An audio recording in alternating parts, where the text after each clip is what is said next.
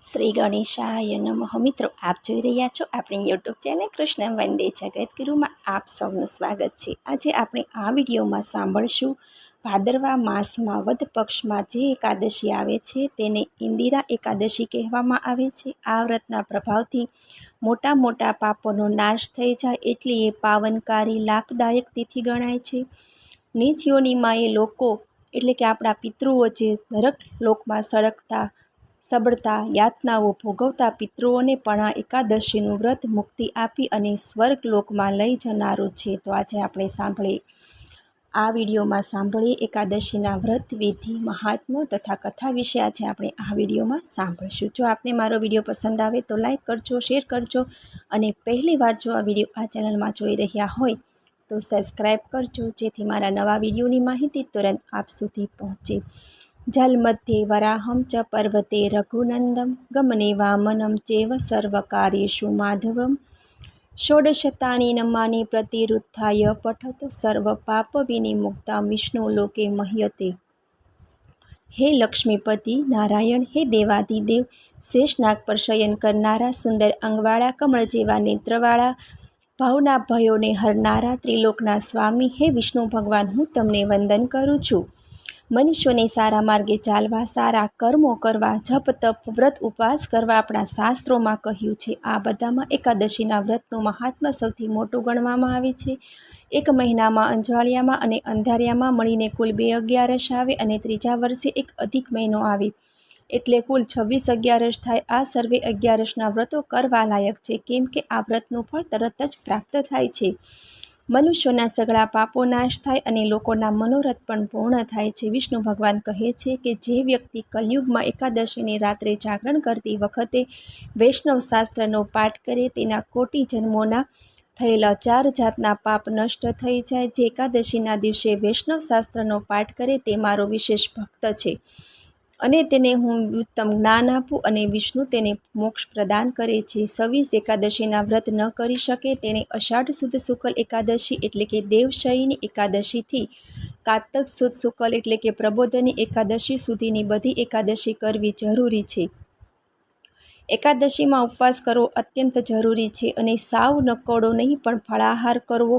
શાસ્ત્રોમાં પણ બતાવવામાં આવ્યું છે કે એક વખત ભોજન લઈને એકાદશીનું વ્રત કરનારનો એક બહુપાપ નાશ પામે. હકીકતમાં નિરાહાર કરતાં ફળાહાર અતિ ઉત્તમ છે. ફળાહાર ન કરી શકો તો એકટાણું કરવાથી વ્રતમાં કોઈ ખામી કે હાનિ આવતી નથી. એકાદશીના વ્રતને આ લોક અને પરલોકનું સુખ આપનાર અતિ ઉત્તમ વ્રત ગણવામાં આવે છે. આ સિવાય સંતાનની ઈચ્છાવાળાને આ વ્રત ઘણું જ ઉત્તમ ફળ આપે છે.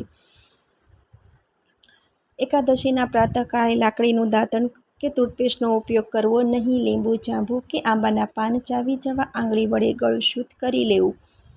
28 સપ્ટેમ્બરે શનિવારે પિતૃપક્ષ એકાદશી અને શનિવારનો સંયોગ બની રહ્યો છે. આ યોગમાં દેવી દેવતાઓની પૂજા કર્યા પછી પિતૃઓ માટે ધૂપ અને તપ કરવું. આ વ્રત ભગવાન વિષ્ણુની કૃપા મેળવવા માટે કરવામાં આવે છે. એવું પણ માનવામાં આવે છે કે એકાદશીનું વ્રત કરવાથી પરિવારમાં સુખ શાંતિ જળવાઈ રહે અને અટવાયેલા કાર્યોમાં સફળતા મળે.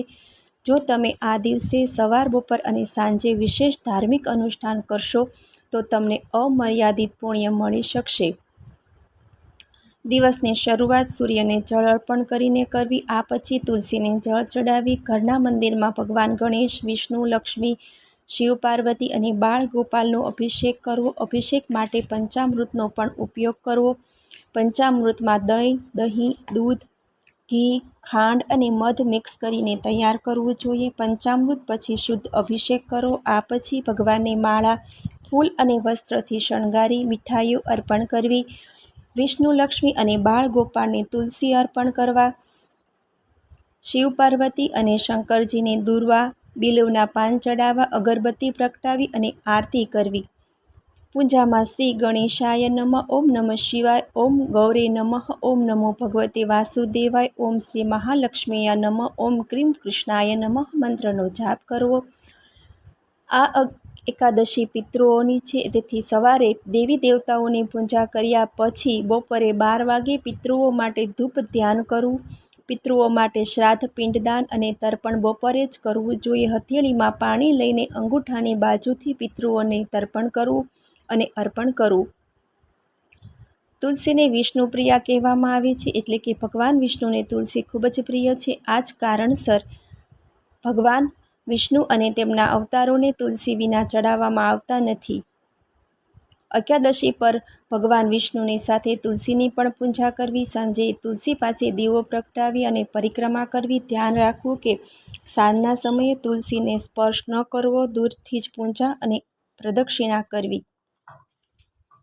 આ દિવસે એકાદશીને દિવસે ગીતાજીના પાઠ કરવા અને ગરુડ પુરાણના અધ્યાય વાંચવા. ઇન્દિરા એકાદશી ભાદરવા વદ 11.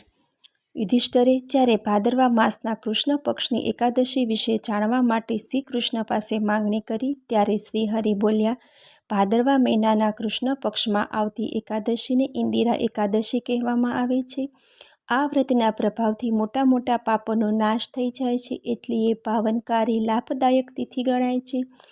નીચ યોનિમાં એ લોકો નરકમાં સબળતા યાતનાઓ ભોગવતા પિતૃઓને પણ આ એકાદશીનું વ્રત મુક્તિ આપી અને સ્વર્ગલોકમાં લઈ જનારું છે. તો હે કુંતી પુત્ર, હવે તેનું મહાત્મ્ય ચિત્ત દઈને તમે સાંભળો. પૂર્વકાળની વાત છે. સતયુગમાં ઇન્દ્રસેન નામનો એક વિખ્યાત રાજકુમાર હતો. તે હવે મહિસ્મતીપુરીનો રાજા બનીને ધર્મ, દાન, સત્ય અને પ્રભુનું પાલન કરવામાં અગ્રેસર રહેતો હતો. તેની કીર્તિ ચારે દિશામાં ફેલાઈ ગઈ હતી. આ રાજા ધાર્મિક માનસ ધરાવતો હોવાથી તે વિષ્ણુનો પરમ ભક્ત હતો.